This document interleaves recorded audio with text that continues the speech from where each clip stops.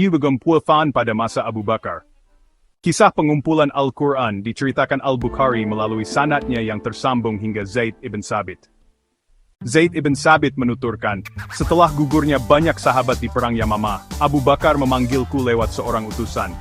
Aku menemuinya. Waktu itu, ia ditemani Umar. Abu Bakar berkata padaku, Umar mendatangiku dan berkata, perang Yamamah membuat banyak sahabat mati syahid. Aku khawatir, bila kejadian serupa juga akan menimpa para penghafal Al-Quran di perang-perang lain. Itu tentu akan menghilangkan sebagian besar Al-Quran.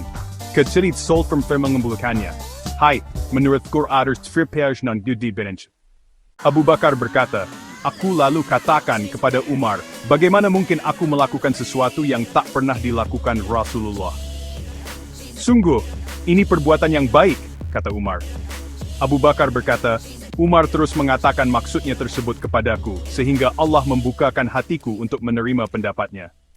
Zaid melanjutkan kisahnya.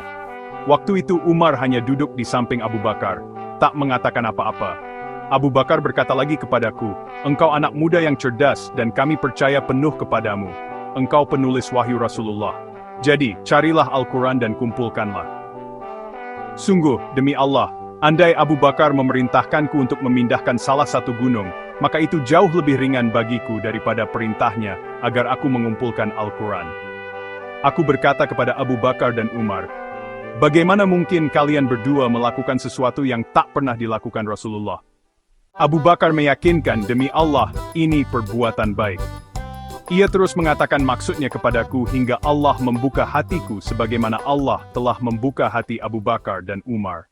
Zaid Sabit meminta bantuan para sahabat untuk mulai mengerjakan tugasnya. Ia menetapkan standar yang ketat dan teliti. Zaid tak hanya mengandalkan hafalannya, ia hafal Al-Quran, atau hafalan para sahabat yang ditugaskan membantunya, meski juga hafal Al-Quran dan bisa dipercaya. Tapi, Zaid mengandalkan bukti otentik yang bisa dilihat, bukan hanya dihafal di hati. Ia menetapkan dua syarat. Pertama, bagian-bagian Al-Quran yang dihafal sahabat harus tertulis pada masa Nabi. Kedua, bagian-bagian Al-Quran harus memiliki dua saksi, yang memastikan bahwa hal itu memang tertulis pada masa Nabi.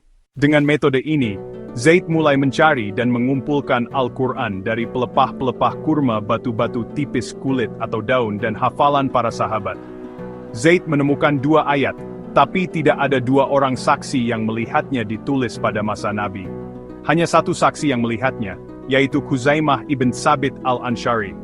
Mengingat Nabi pernah mengatakan bahwa kesaksian Khuzaimah sepadan dengan kesaksian dua orang, maka kedua ayat tersebut tetap diambil karena memenuhi syarat pengumpulan. Setelah merampungkan pengumpulan dan penulis-tulisan, Zaid membacakan ulang kepada para sahabat, hingga mereka menetapkannya.